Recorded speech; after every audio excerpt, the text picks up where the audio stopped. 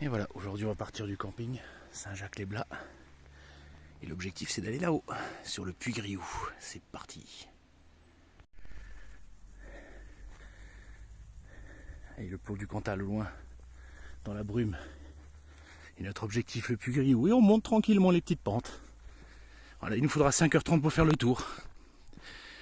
Je suis curieux de voir la vue qu'on aura en haut. À mon avis ça va être magnifique. Ça commence à monter un petit peu plus, mais bon, rien n'est surmontable pour le moment. Traverse des forêts, des prairies. C'est vraiment beau. C'est marrant parce que d'en bas on a l'impression qu'il est tout petit. Et là on arrive au niveau du col du Glisou, on a l'impression qu'il est encore plus grand. Ça a l'air d'être. Je pense que l'ascension va être plus dure que ce que je crois. Bon, par là c'est un plateau, c'est le plateau de Joubert. Bon, j'irai la prochaine fois. On arrive dans une petite petite forêt d'altitude un peu clairsemée. Très beau aussi.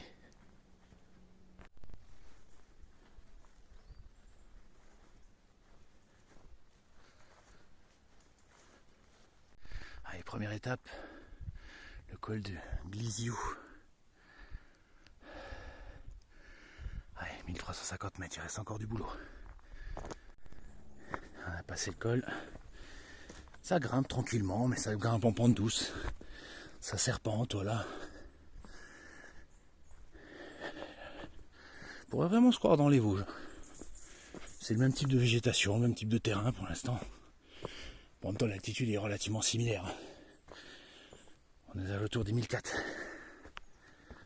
Et ça grimpe encore. Là, on voit de l'autre côté, c'est la vallée de la Jordan. C'est la vallée opposée, j'explorerai la semaine prochaine. Un petit espace découvert pour voir le paysage. Ah, ça reste vraiment brumeux aujourd'hui. Même maintenant. Et puis Griou. Ah, elle voit pas bien. J'ai pas une belle vue.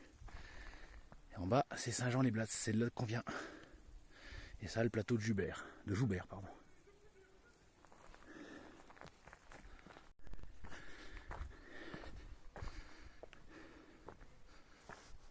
Puis Griou, il est là. On va le contourner par le côté.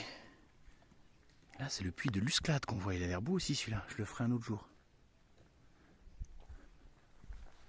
Parce que par la face là, on peut pas le grimper, c'est trop abrupt.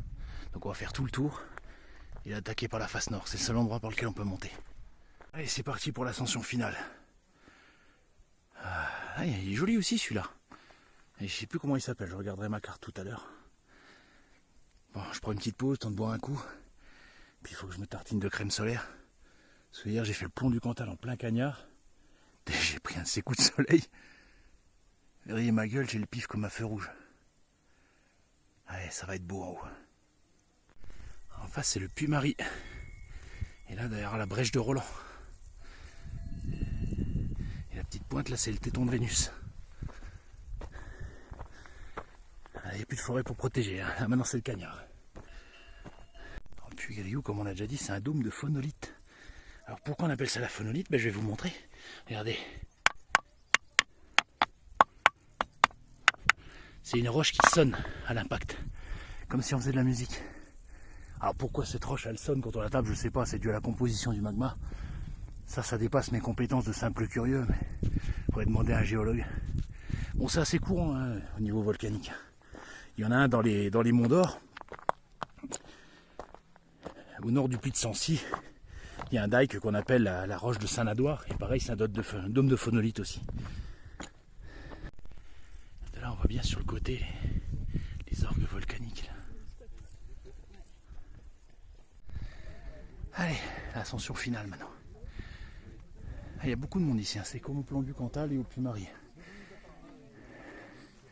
C'est les 3 montagnes les plus emblématiques. C'est parfaitement normal.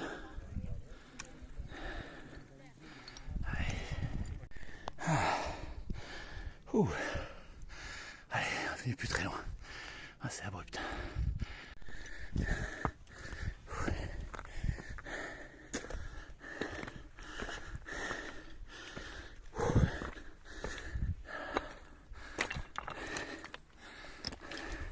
Regardez, on voit les orgues volcaniques ici.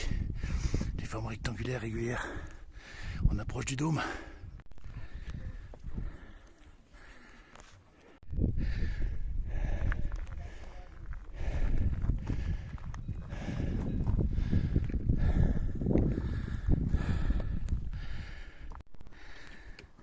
C'est haut, hein.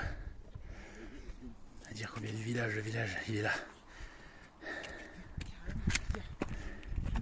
C'est impressionnant, hein, tout ce qu'on a fait.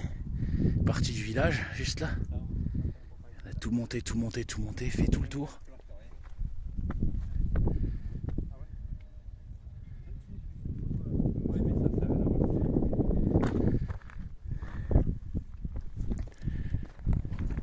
Bonjour.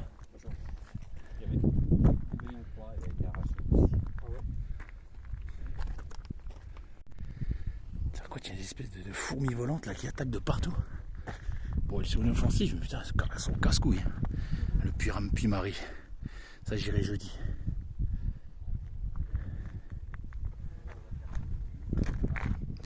Les gendarmes qui font un petit topo.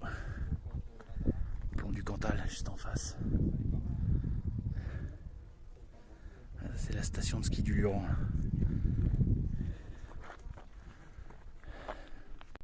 Ah oui, c'est ça les fourmis volantes là. Putain, il y en a partout.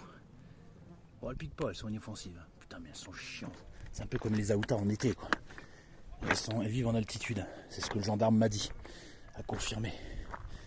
Oh, c'est une pente abrupte quand même. Hein.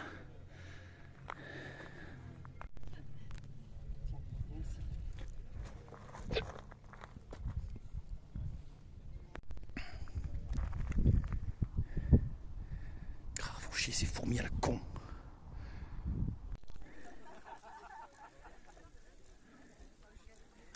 Dans le Cantal, il y a beaucoup de chemins d'allage, je sais pas si on appelle ça comme ça.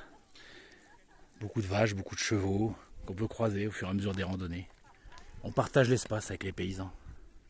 Et voilà, on dit au revoir au Puy-Griou. Magnifique randonnée. Et maintenant on va prendre le chemin inverse. Voilà, c'est un aller-retour, hein, c'est pas une boucle. Donc voilà, c'est bon pour aujourd'hui.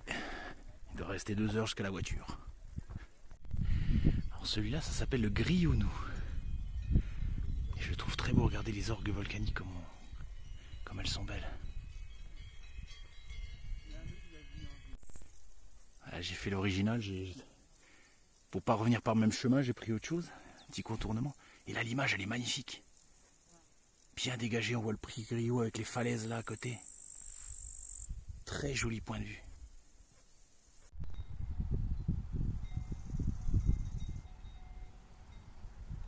Et voilà, fin de la randonnée, on est arrivé. C'était marqué 5h30, bah j'ai mis 5h30 pile. Bon, en prenant bien mon temps au sommet hein, pour prendre les photos et tout comme d'habitude. Et ben on va aller au bord du parking, dans mon petit camping maintenant au bord du ruisseau là-bas, voilà. Et je vais me reposer un peu.